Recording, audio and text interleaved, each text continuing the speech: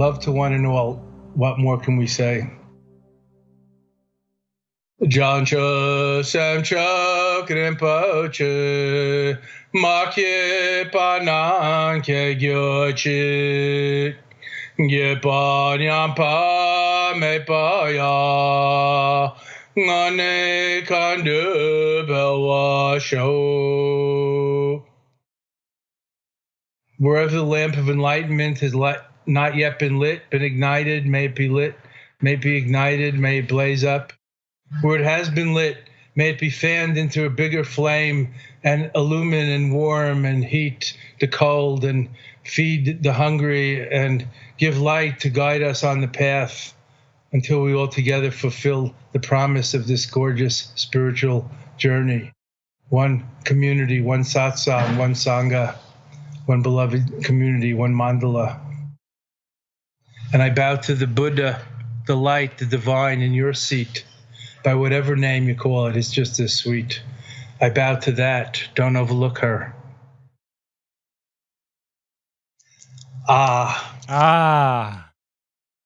Thank you, Lama Surya.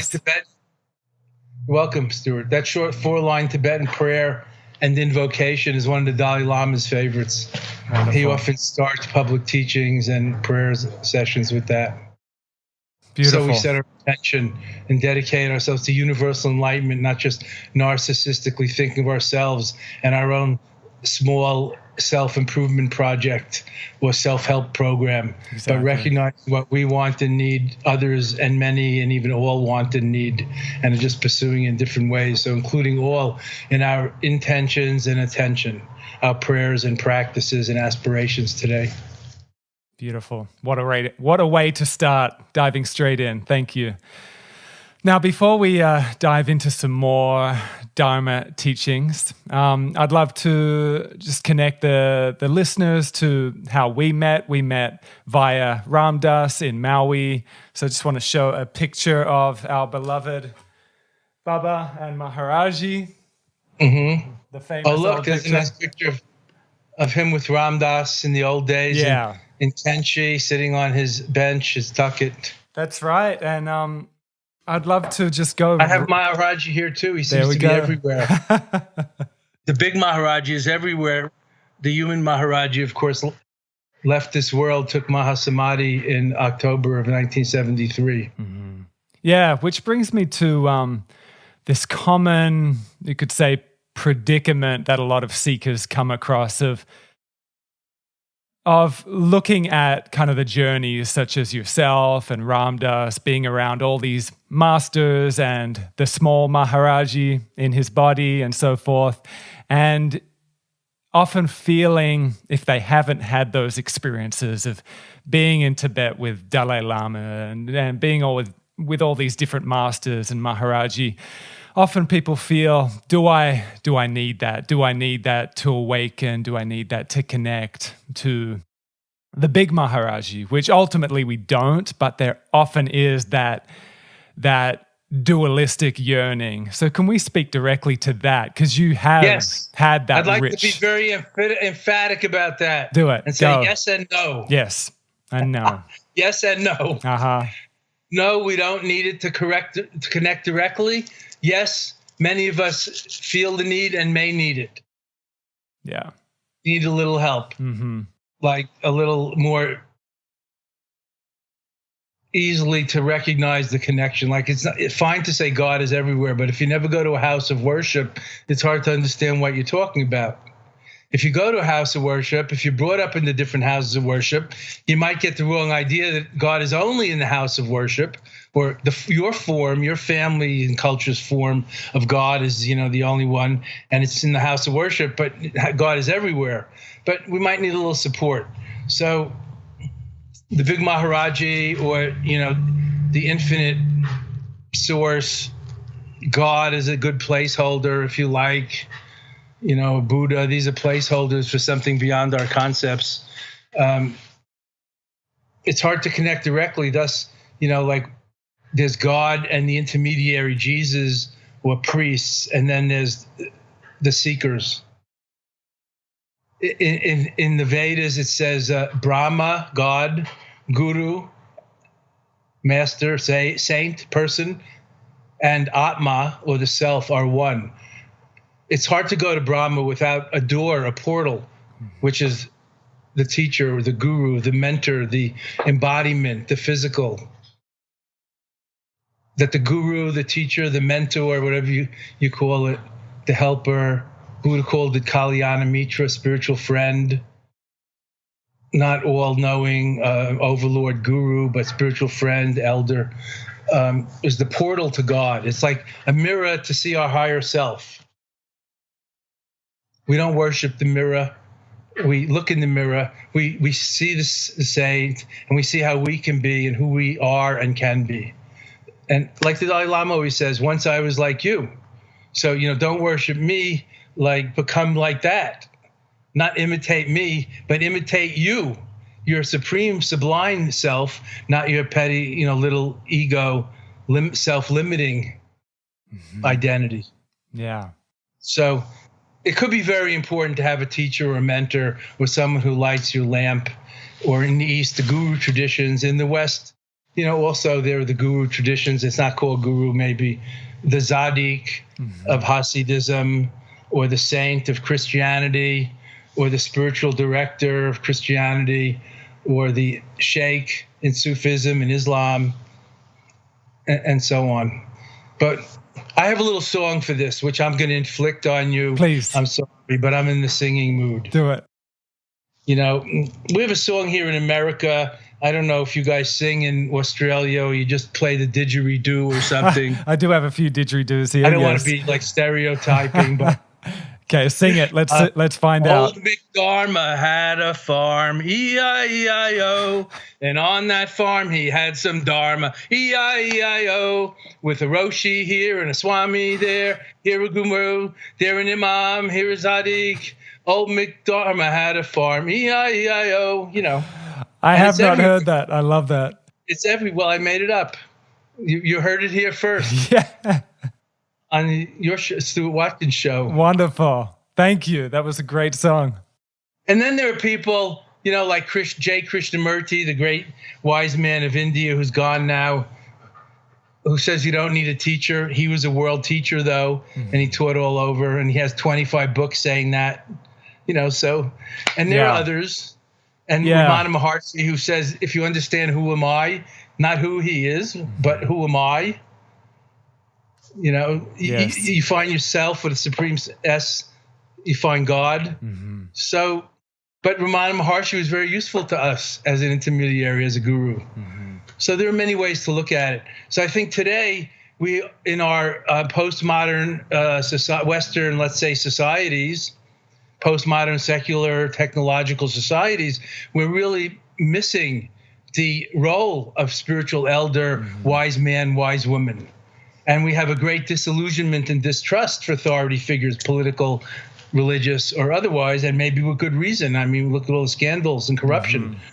And yet there are people of integrity and even impeccable people that we can find and learn from, and who care more about boosting us and empowering us than exploiting us for themselves. Unselfish, self-giving people. I mentioned the Dalai Lama, but there are so many others, Thich Nhat Hanh and Amma, the hugging saint, and, too many to mention, as well as the local backyard bodhisattvas and service-oriented altruists and good Samaritans and good parents and mentors everywhere. So I think it's very important. My gurus, my teachers helped me a lot. Yeah.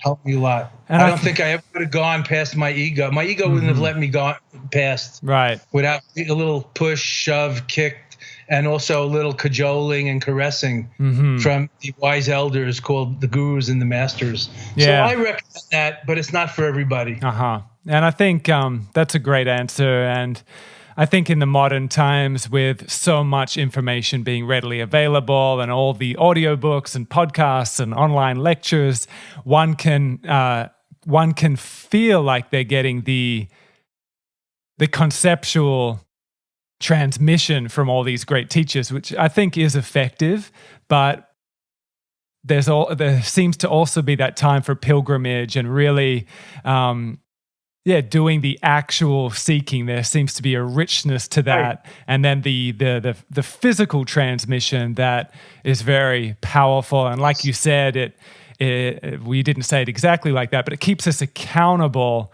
in a way that it's pretty tricky to do that by ourselves, especially maybe in the early years of seeking. You got to be impeccable with that discernment.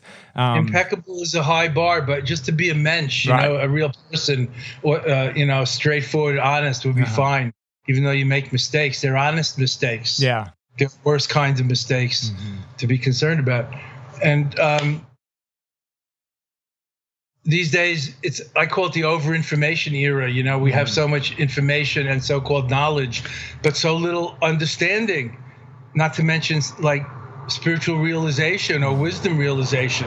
And I think it's important to go from, growing up and learning to conceptual learning and all that, as well as physical learning and relational intelligence, and go beyond into existential intelligence or like non-conceptual awareness and God realization or insight, not just learning and so on, not just feeding our head, but feeding our soul and all the sheaths of our being, body, mind, spirit, energy, soul. And that's very important. And for that, again, the teacher or the personal connection, like I see as a teacher for 30 years or 25 years, almost 30 now, I guess, I see a big difference between teaching and transmission. And teaching about something is different than transmitting something. So I teach in the Dzogchen tradition of Tibet, which is a non-dual, mystical, direct enlightenment now direct access teaching, not a long gradual path of many in lifetimes schlepping to enlightenment, but a direct path. And so we talk about transmission and direct introduction to your true nature, your Buddha-ness, your Buddha nature, the Buddha within, the divine within. And that's not really something that can be taught. It can be taught about, but it has to be caught. It's kind of like an infection. You catch it. When you catch on, when you get that glimpse, like when you recognize somebody, you said, oh, there's my old uncle that I haven't seen in a long time. And nobody needs to say, yes, that's really your uncle. That's cool. That's different. That's recognition. Rather than introducing them, say, oh, this is your uncle. You haven't seen him in a long time, and he's like a stranger to you. You don't really recognize him. You might believe and understand he's your uncle or aunt. So when you first glimpse your true nature, that's like a satori, a breakthrough, or a seeing the guru or the divine in you and you in it, something like that. That's a whole different, that's an exponential leap of experience, experiential leap, exponential, not just incremental progress like learning. Yeah, we do slowly over many years, learning, but it's an exponential leap in realization, self-knowledge, gnosis, like intuitive understanding. That's very important. I've got to thank you for bringing Dzogchen teachings into my life. It's been incredibly powerful in integrating these Dharma teachings into daily life, like being a dad, having a 5-year-old and a 10-month-old. Often congratulations. Thank you. You've met little Soleil. You met her in Maui a couple of years ago now, but she's growing up big time. But wonderful. So the often desire of a yogi is a long practice, which is my preference as well. But since having young babies and the practice being interrupted and sleep being interrupted, it's been really powerful having these Dzogchen practices, even just the sky gazing and the meditation. Like I'll be with little Lani, and that's the sound she makes is and we'll be sitting there looking into it together and together. And she loves it. I love it. She actually helps me go deeper into my meditation. But if I had my old model of got to do this and that and eyes closed and this technique, that technique, then I'll meditate. I just wouldn't, I don't think, have access to it, in which it feels like these teachings kind of invite in the natural surroundings, the environment in which it's very integral, very integrative and functional, whereas it seems like, so I got to thank you. Thank you very much. You're welcome. And I always say thank God for the Dharma. Thank God for the non-theistic Dharma even. It's kind of a joke, but I'd probably be dead without it. Yeah. You know, meditation and yoga and these things are a little new to us in the West. So we don't really understand that it goes far beyond crossing your legs and closing your eyes and hoping to get enlightened, or that yoga is calisthenics or exercise or breathing.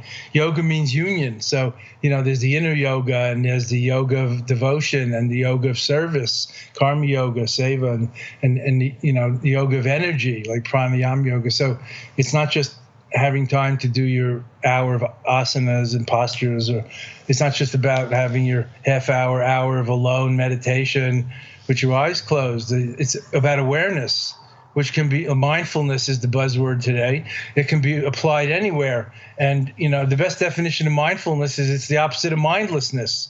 And who wants that? And everybody understands the downside of mindlessness, like car accidents, getting your thumb stuck in the door, stubbing your toe, and other things.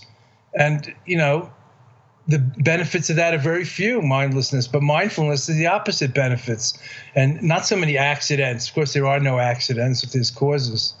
So mindful awareness can be applied to anything, including washing the diapers, or I was going to say shoveling the snow because I live in Boston, but whatever you do. We actually had snow just south from us the other day. It was like the first snowfall in 100 years in this particular area.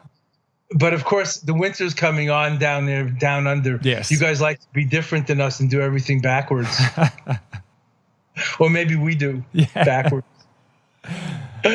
But everyday life is the way, and you can't really fall off it, but you can doubt. So a lot of this practice is questioning and inquiry and checking it out and clarifying the doubt, and having the intention to bring your attention in the present moment to what's going on and how things work and what makes you healthy or unhealthy or happy or unhappy, or what's good for you and your family and your community and what isn't. And with a little help from your friends and a little knowledge, we don't have to reinvent the wheel, but still, it's just a rumor when we hear it from others till we confirm it for ourselves and get our own conviction, not just belief, but conviction. And that doesn't just mean dogmatic holding to an opinion. But, when there's a there, nobody can really convince you otherwise. Until then, it's kind of a rumor, or you believe, or you trust your elders, or, or some good book. Right. But once you experience and there's a there, it changes your whole approach. And you understand there is here. So even if you don't feel there right now, it's not far. And it's closer than you think. And, there is right here. And we can, once you open this third eye of non-dual seeing or wisdom, you can see it everywhere. Even the good old, straight old Bible says the kingdom of heaven is within. With that being said, I've got your book right here, Make Me One with Everything, which I love. I love it too. There's a lot of Dzogchen in there. And I think there's often also a common conundrum predicament for the seeker of this talk of oneness, this talk of make me one with everything, this non-dual awareness, in which I think it's commonly perceived that this awareness of interconnectedness, with that, every perceived form of separateness dissolves. Like we're literally in permanent oneness, in which it's kind of a paradox of we're both one and interconnected, and we're separate. Am I right? Of course. Yeah. Are the waves in the sea separate or one? Yeah. And the water molecules moving through them. I mean, they temporarily look separate if you just look at the peaks, but then there's the troughs, and the sea is so big and deep, it's mostly one, and then there's the individuals. So I think that's more the God's eye view. And then you understand that others are like us, no matter how different they seem. We're more or less the same. We need the same of health and safety and our loved ones and families and our land and so on, and our endangered environment. And we're all in the same boat. And we all rise and fall, sink or swim together. And we're not as separate as we seem. Of course, these are very divisive and fractious, partisan times. So it's hard to maintain that vision, but we have to, I believe, keep working on it and deepening it ourselves, and not just become independent like teenagers all think they want to be, but autonomous within interdependence, autonomous. Freedom of choice, as long as we accept the consequences within interdependence, within what's there already. Like, we can't necessarily change from being people to being, birds, but we can learn to fly. We have planes or acrobatics or something, glide, I don't know. Anyway, more on the basic level, there's a lot we can do to change and transform entirely. And that's autonomous within interdependence. And I think that's important to recognize, that nothing happens in isolation. I mean, we all, if the butterfly flutters its wings in South African rainforest, the climate is affected in the Northern Hemisphere. And we see that the rainforest shrinking and the rest of the globe is reacting, and not positively, et cetera, global warming and everything else. So I think it's very important for us to take responsibility, or assume, this is a good way of saying it, responsibility for our choices and what we do, and try to make a better world and a better future, which begins now, not just later, for our children and all the children, because we all want and need the same. So since you mentioned my book and you showed my latest book, and that's my 14th book, Make Me One With Everything, I'm proud to boast that, as far as I know, this is the only book in the world that has as its title the punchline of a joke. So do you people in Australia not know this joke? All the New Agers in America know it. We're a bit slower here. Everything catches on about 10 years later in Australia, especially Perth. Okay. What did the Dalai Lama say to the pizza guy in Brooklyn?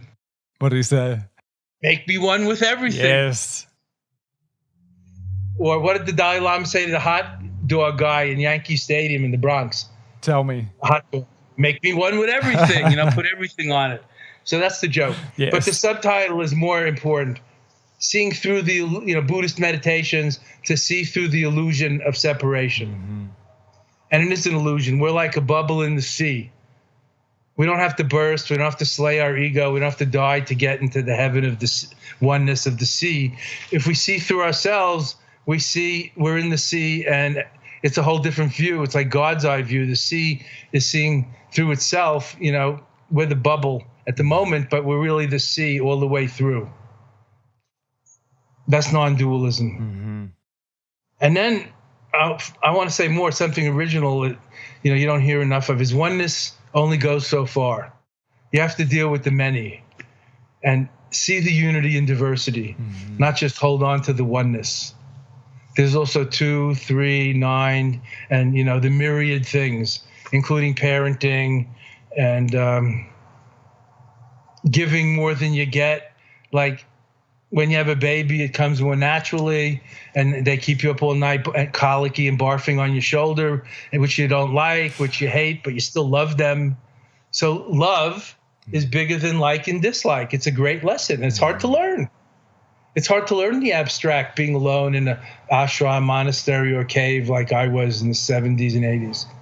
Which I'd like to talk about, actually. Put the best out of you. Love is, bigger than like and dislike. Yeah. And then when they become ungrateful teenagers, they scream to hate you. I never want to talk to you again, but could I have the car keys? You stick around. You don't like it. You may even hate it, but you still love them. Yeah. Because they're your kids. And you've been there. We've all been teenagers. You know how it is. And the boiling hormones and all.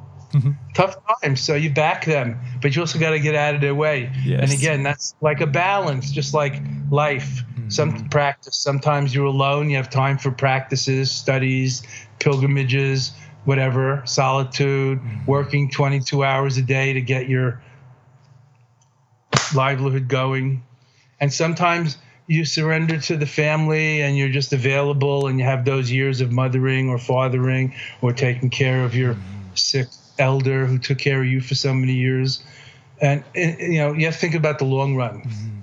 and have a certain bigger perspective, as well as just, how do I like it now? That's really not just short-term thinking, but like selfish narcissism. Right. It's all about me, myself, and I, the three Jews, not the three jewels, God, Brahma, Guru, and Atma, or Buddha, Dharma, and Sangha, the three jewels, which we can rely on, but the three Jews of ego, me, myself, and I, mine, not yours, and all of that.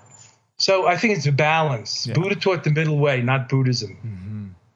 Not too much and not too little, not all or nothing, not shouting always or never at your mate, which is rarely, if ever, true. Not always, and finding balance, which is not a razor's edge down the middle of the highway. There's a lot of lanes. Just try to stay out of the ditches on either side of nihilism and materialism. There's a lot of ways to go. Balance. And what's suitable and fitting for you. Some more introverted or extroverted. Some are more jnanis, like philosophers and learners. Some are more bhaktis, devotees, and bringing emotion into devotion. Some more yogic and physical. Which brings me to thank you for sharing all that. That's beautiful and really helpful. The interesting and beautiful crossover that's really prevalent in the Ram Dass and Maharaji Sangha of Buddhism and the more Hindu yoga methods, I find really powerful and helpful. They seem to complement one another beautifully. Yes. So let's, even though we're focusing on being right here, right now, let's zoom back to your journey of diving deep in with Maharaji and Ram Dass, and you, of course, got your name, Surya Das, from Maharaji, didn't you? Yes. And I'm one of the Das brothers. Yes. Maharaji gave me my name in 1972. So you were at his house in Allahabad in India. I met these things in college. It was the 60s. And I went to a Zen retreat and I chanted with the Hare Krishnas. And I met Ram Dass and Allen Ginsberg, who just came back from India, and the poet Gary Snyder, who just came back from Japan, and Zen. And, people like that. And but the smoke was too thick in my dormitories.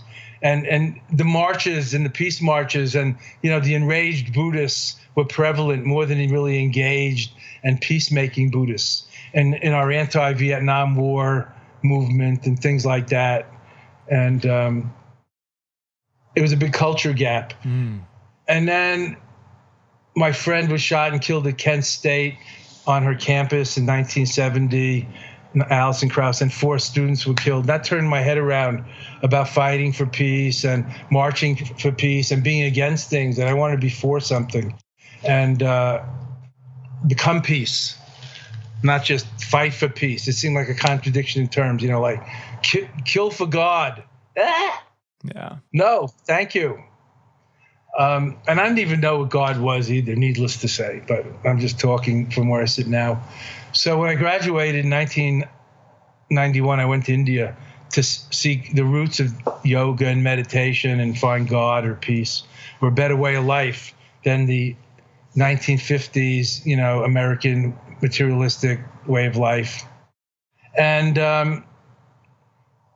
I met Maharaji and I met Goenkaji and Manindraji and Kala Rinpoche and Dalai Lama, and people became my gurus, as well as some others that I didn't resonate with, so they didn't become my gurus. And I'm kind of skeptical and cynical, so I asked a million questions. My old Lama, Kala Rinpoche, nicknamed me Triwa Gamso, the ocean of questions. So I, was quite skeptical. Don't think I just married the first guru that I saw. And, and signed away my life. But I ended up staying there for a bunch of years, come back and visit my parents, go back for a bunch of years. And then I met Maharaji, and I had a wonderful introduction to Maharaji from the beautiful satsang that was around, like Ram Dass, Krishna Das, Mirabai Bush, Dan Goleman, and others, people that are well known today in America, at least, who are teachers and leaders and authors and spiritual activists, bodhisattvas, altruists, and leaders, awakened leaders. And they were chanting and singing in the place where I went to see Maharaji. And I just come from a 30-day meditation course with Goenka, the sort of source of mindfulness in this country, the teacher of Sharon Salzberg and other people, Joe Goldstein and us, many of us. And I had a great heart opening, and I felt like I had Maharaji's darshan, blessing, audience, blessing, like guru-ness before I met him in the living room, chanting and singing with his picture on the altar, but with my friends that had been in the meditation courses and so on. And I just had arrived, and I had this big opening, and then somebody tapped me on the shoulder, after a few hours, and it was my turn to go in and bow down or bring an offering or get the blessing of the guru. Maharaji, Neem Karoli Baba, was sitting on a bed in his bedroom, because he didn't sit in the living room all day, being chanted to. I mean, he did whatever he did. And then he gave darshan or divine audience a few hours a day to whoever came. So I was new, so they took me in the bedroom, and I bowed down, and I didn't get my name that day, but he gave me a blessing and gave me a banana and said to remember Jesus. The Jewish boy? Yeah, and then he sent me out. I guess he meant remember love, but he said remember Jesus. I mean, in Hindi, he said Yeshua, that's what he called it. And the professor translator was there telling me. And I was 21 years old. I didn't know if I was coming or going, but I did know I hated bananas. And so I came all this way to see the guru, and I had this big opening in the living room chanting bhakti, kirtans with my friends, being led probably by Krishna Das and Bhagwan Das. And then I went in the bedroom, and it was kind of anticlimactic. And I saw the guru, it was great. It felt wonderful. He gave me a banana. I came out and I gave the banana away, and everybody was quote, fighting over it because it's holy food blessing. It's like manna from heaven. And they said, don't you want it? And I said, no, I hate bananas.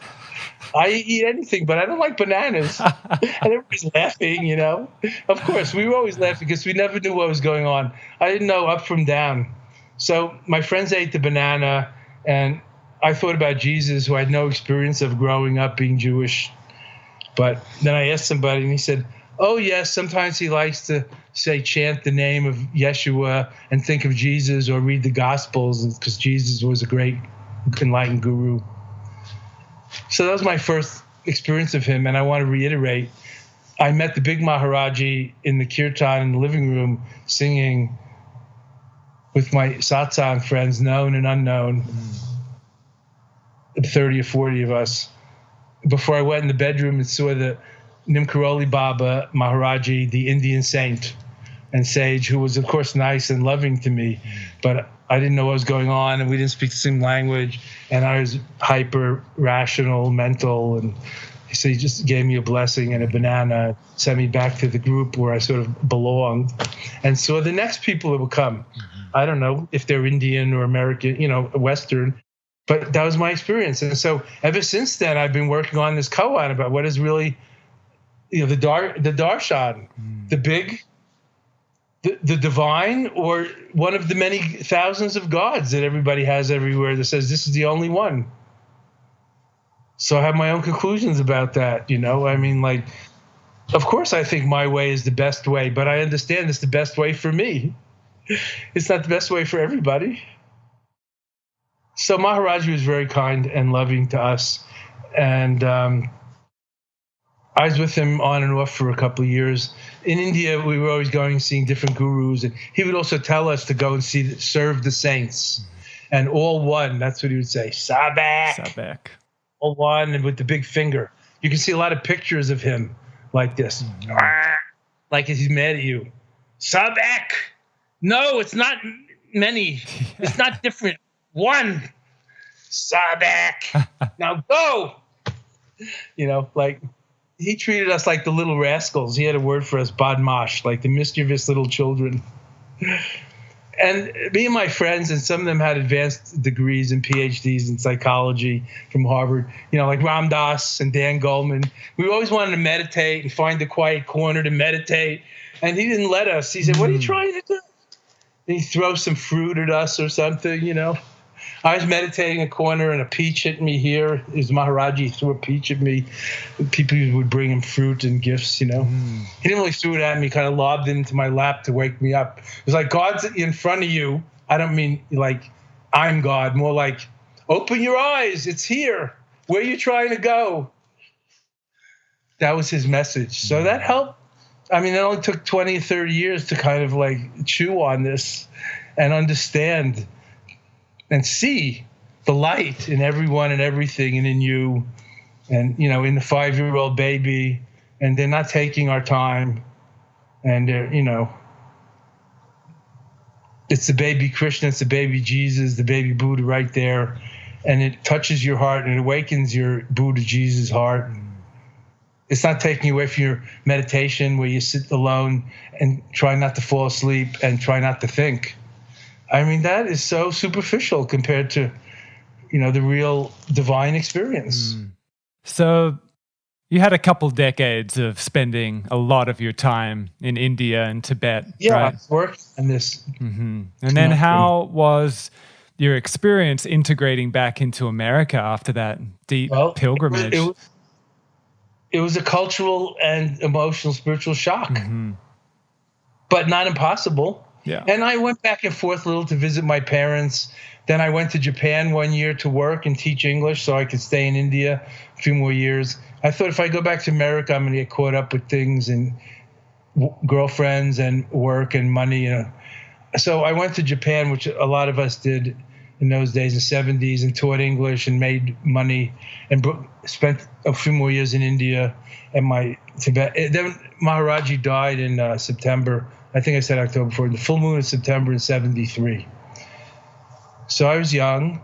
So then I was staying with my Tibetan gurus, Kala Rinpoche and others, and occasionally going to see Anandamayi Ma or Baba Muktananda or Sai Baba, the gurus of the time, as well as the Karmapa and the Dalai Lama and other great Tibetan lamas, and an occasional Sufi saint, or whoever people would, it sounds good to say I was following my heart, but I was really following my nose like a dog, sniffing around, And sometimes I didn't always find something very good smelling, but I kept sniffing around, and I had good karma, and I was young and unattached.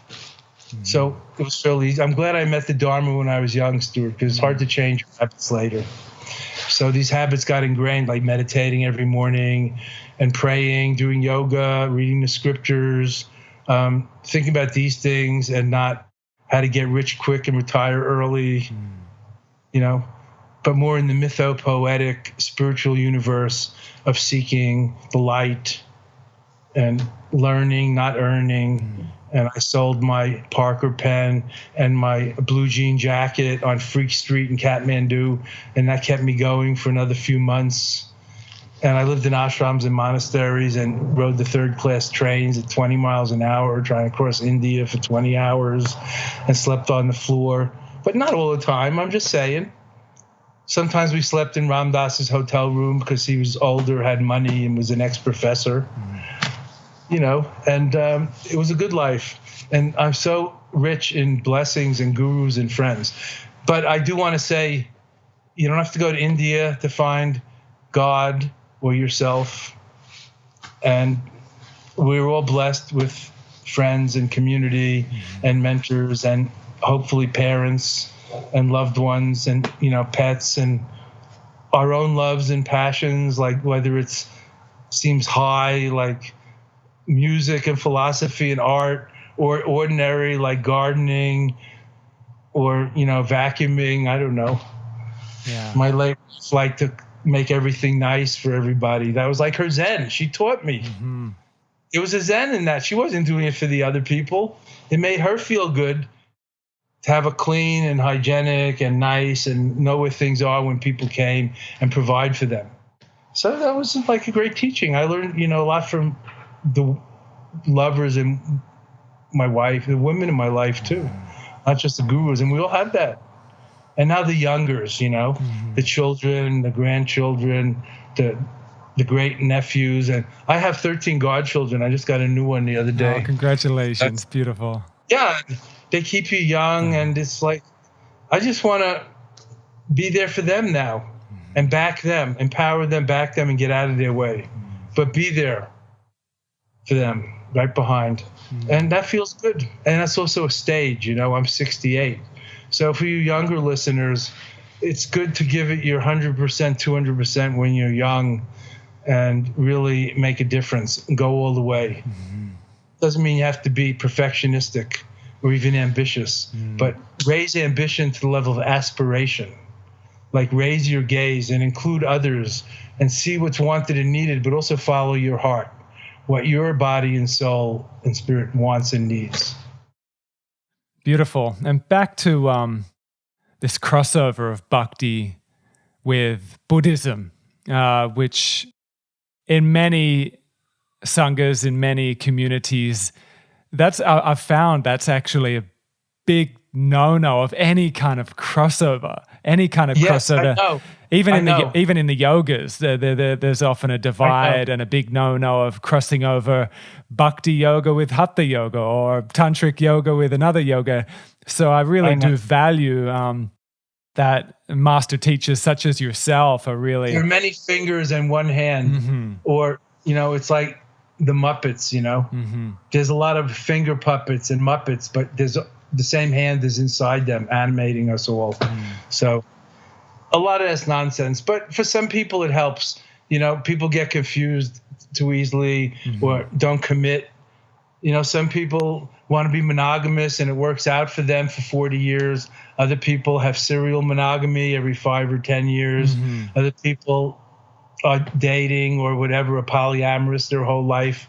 All that's perfectly acceptable, but it's good to know yourself and what works for you. And also you can change. Right. Now, when it comes to the ancient tradition, the wisdom traditions, it's a little trickier.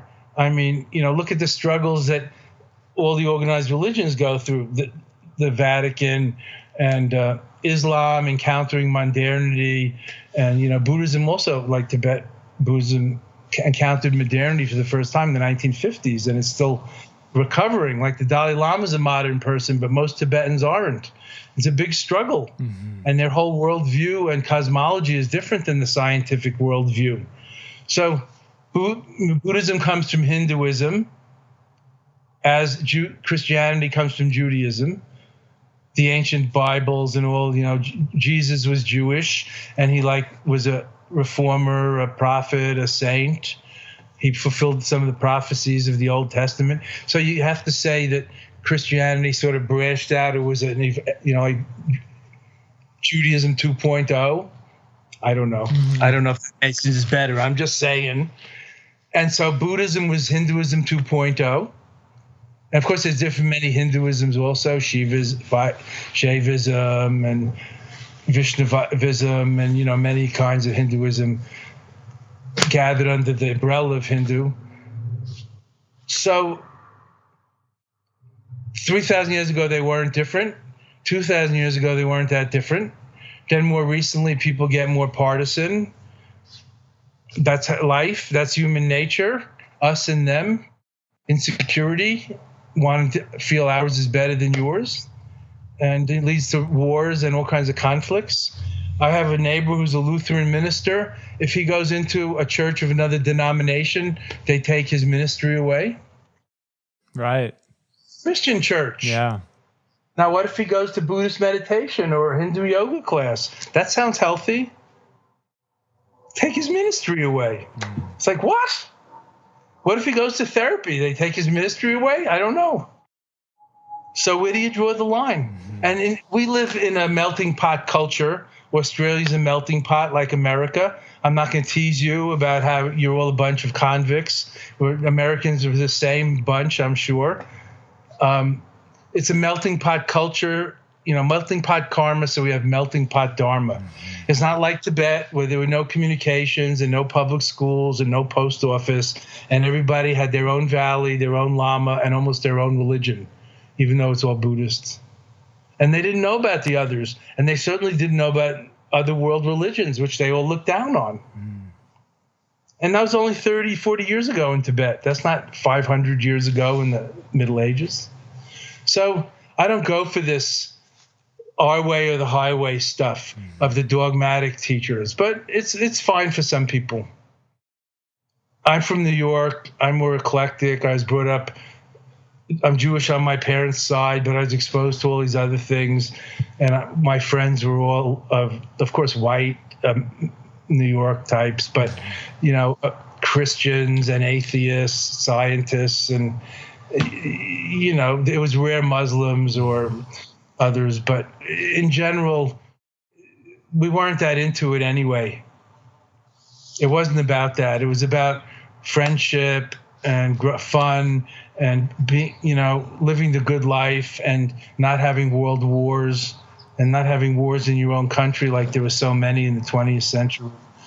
And then having children, families, and communities, building community.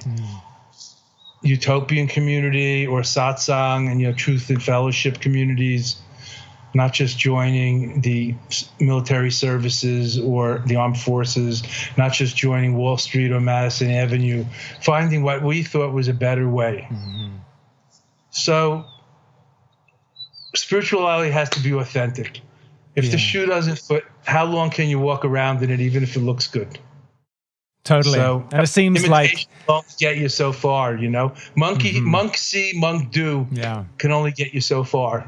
It seems like a similar balancing act is required in the current times, similar to what I was touching upon before, of there being so many teachings available. Like one could go to a Dzogchen immersion one weekend and then go to a ayahuasca ceremony the next day, and then people do. And that, I think that can be beautiful. I went to a voodoo ceremony Saturday night, all night.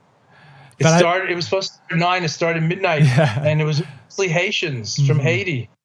I think if one doesn't have some grounding, somebody invited me. I went. Yeah, I think for some people, if they don't have maybe a grounding, maybe in a tradition or that go-to teacher, like we were talking about before, or several like go-to teachers or mentors or a guru, that immersion in all kinds of different traditions could be really confusing because they can seem contradictory. Like a buffet is not necessarily the best food in the world or the best way to eat. Yeah. But what's the best cuisine in the world? That's hard to say. Everybody has different tastes and different needs. Of course, we know English food sucks and French food is fine and Chinese, but more to the point, English food is good for English people, I guess. Right. And now it includes Indian food and other things that's so good there. But it's good to learn something and try it out. So I think in the beginning, which could be a long time, you go window shopping. And then you go in and you try something on. And then maybe if it fits, and the price is right, because look, in spiritual too, there's a price. If it's not money, it's time, energy, commitment. You have to learn a language or do something, memorize something. I don't know. If the price is right, if it fits, you buy it, you take it home, you try to use it. If it doesn't fit, you can return it. You could just leave it. You could try something else and then go back and try it, keep it in your closet. But eventually, I think, you have to get past the window shopping phase. Just like with dating. If you keep dropping people before you ever commit, you're probably at an impasse. And every time your relationship gets to that point, the ego gets squeezed a little, that wet bar of soap ego goes whoop, and starts again, way back, far from intimacy, trying to have a relationship again, gets to that same impasse. So commitment can be important. Yeah, because that intimacy, when you get to that depth point, when you're digging deep enough, or like you said, in that relationship, that intimacy can be fucking scary. It's a sadhana. Yeah. It's a practice. It can be hot. Cold, but that's life. That's the beauty of it. Unexpected, not knowing everything. They bring stuff into your life that you never knew, and they see through your shit. A mate is like a guru, a mirror to see yourself, and they tell you all this stuff that you at first you're defensive and deny, but mostly I hope comes out is true because you have a good mate.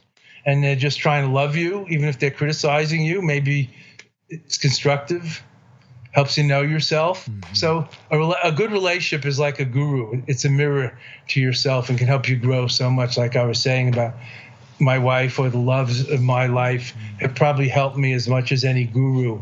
Although that sounds a little odd to say, but I'm going to stick by it, because intimacy is so ego challenging. And it's like having children. They pull the best out of you. You didn't even know that you could be so loyal, devoted, and patient. You think, oh, I'm an impatient, New York driver. But then with the kids, you're just so tender to them, even, when they're making you crazy and won't stop crying and running around, because you love them. And love trumps all. And I hate to say that word, Trump, but we'll skip over that. Love trumps all. Yeah. Big love is so much bigger and vaster and unconditional than the polarities of like and dislike. In our Sangha, in our satsang, many of us were in India in the old days, so it wasn't so divided into this church and that church. And you went around and checked out the different gurus. Well, you were in ashram here, you were in a meditation retreat there, you did something else, you climbed a mountain, you learned some sitar music or Indian dancing, and you were young, or whatever, a seeker. But seekers should one day become finders and find yourself and find your true vocation and get into it. Yeah, I was just about to bring that up. You speak quite a bit about that. We spend all this time seeking. When are we gonna find? Yeah, find.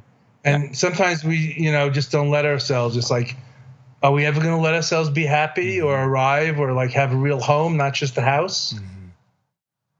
Or just give and receive openly and generously, not be transactional and always think about who's giving more and who's getting more. Yeah. But real love is unconditional. You have to go 99% and 1%, not just 50-50 all the time. And if it's out of balance, then you got to deal with that.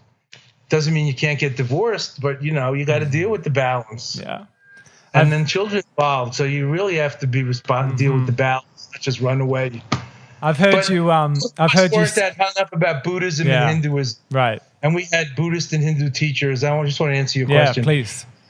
Bhakti and Gyan. Even in Hinduism, there's the philosophers and the devotees and the yogi meditators. So most of us, we went to Buddhist meditation courses. We went to yoga ashrams. We had devotional gurus and chanted kirtan. We bowed down to them. We studied philosophy. We tried this and we tried that. And melting pot karma, melting pot dharma. We came from so many different directions. And the important thing is not just to be wading on the surface, walk straight into the waves and learn to swim. It can be done.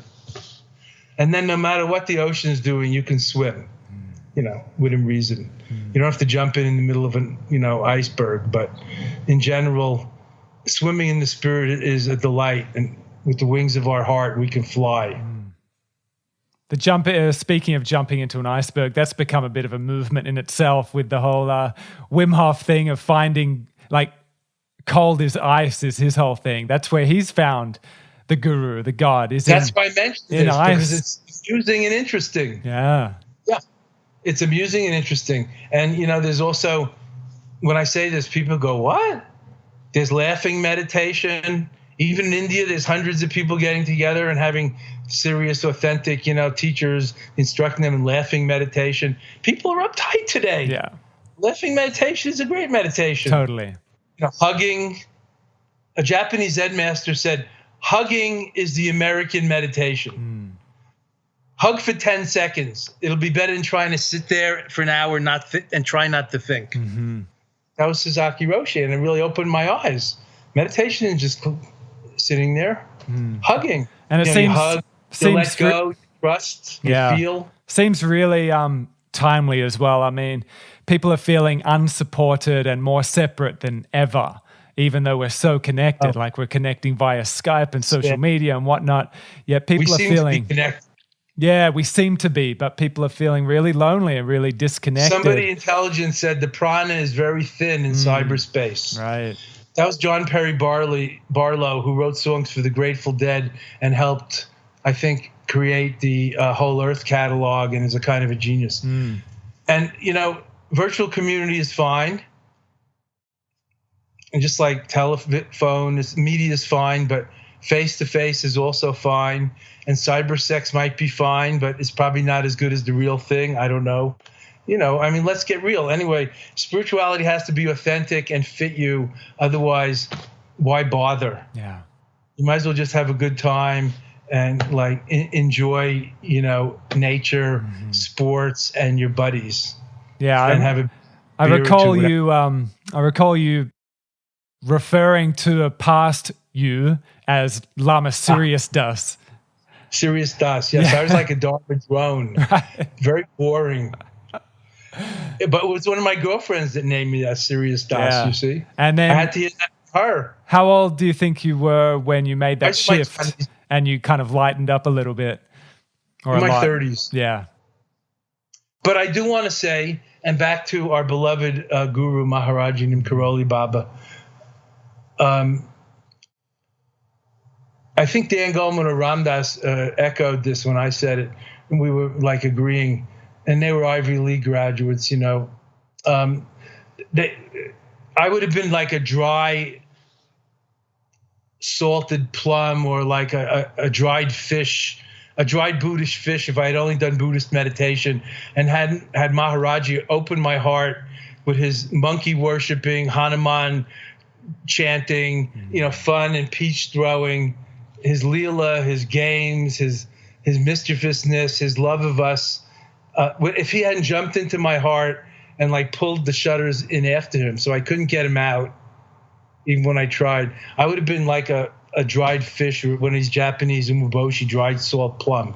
It's a plum, but it ain't a plum. It's a salty, hard to chew, almost like a nut, It's a dried salted plum, or a dried fish that they take on old ships. It doesn't go bad because it's got no moisture in it. But that's not how you should eat fish, You eat sushi. You don't eat dried fish unless you're starving. So he juiced you up. He softened you up. He juiced me up. He opened my heart. He got me out of my head into my heart and body. And, I found my first real soulmate there, not in Buddhist centers where we were all celibate and were encouraged to be monks and nuns. And we were all very repressed. Until later came a little Tantra, but that was secret and later. And I had to learn Tibetan to get into those things even. But I met my first soulmate there, and I still know her after 40 years. And we're not together, but we are. Yeah. Maharaji. One of Maharaji's Leelas or his divine plays was marrying people. He would say, "Oh, do you know so-and-so?" Remember how young we all were. Through a translator, he'd say, "Oh, do you know so-and-so?" We'd be sitting there at his feet, wanting grace and God. And he'd say, "Oh, yeah." And he'd say, yeah, she's nice. The next day he'd say, do you like so-and-so? And you'd go, yeah. And the third day he'd say, "Marriage Hogia, you're married." And we go, "What?" That happened to me, but it happened to dozens of my friends. Are many of them still married, do you know? Some of them it didn't. Yeah. Yeah. I'm just saying anything's possible. But that lightened me up. Lightened me up. Beautiful. Well, I want to respect your time, Lama Surya Das. It'd be nice to, what do you think about wrapping this up with another prayer, another chant? Yes. Yeah. I'd be good too. Beautiful. And I also want to say to you, Stuart, thank you for what you're doing, and all of our listeners, thank you for what you're doing and your good hearts and good minds and good souls. And don't overlook that. Don't overlook it. Thank you. And perfectionism is not the goal.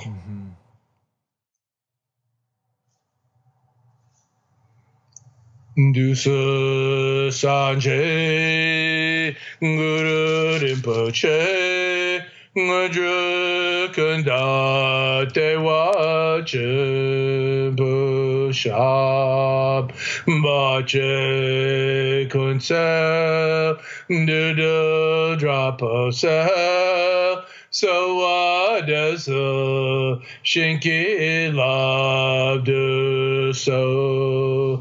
Jinan Sangwe Mache Shiwada Sampa Lunji Drapa Shingi Lo. May the way be cleared of obstacles and hindrances. May all afflictions be removed and delusions uprooted. May our sterling aspirations be fulfilled. And may we all together complete the spiritual journey all the way to great peace, infinite bliss, enlightenment, nirvana, heaven, the divine, the better world, where all is well and all should be well in this marvelous, graced life. And I bow to the Buddha in your seat. Again, friends, don't overlook her. And love to one and all. Thank you. This 6-line chant is a great chant, obstacle moving chant, aspiration fulfilling Tibetan chant, received in a vision of Chögyal Lingpa, Lama of the 1800s in Eastern Tibet. And he not only got the prayers in the vision, but the melody. So our Lamas passed it down orally to us and used to make us practice again and again to get it right, because it was so blessed that even the music is enough to awaken those who seeds are ripe. Feel it. Thank you so much. You're welcome. Love you, Lama Surya Das. Thank you so much. Love to see you all on the island continent, and see you further along the path, I'm sure, Stuart. Yeah. Take care. Bye. Take care. Bye.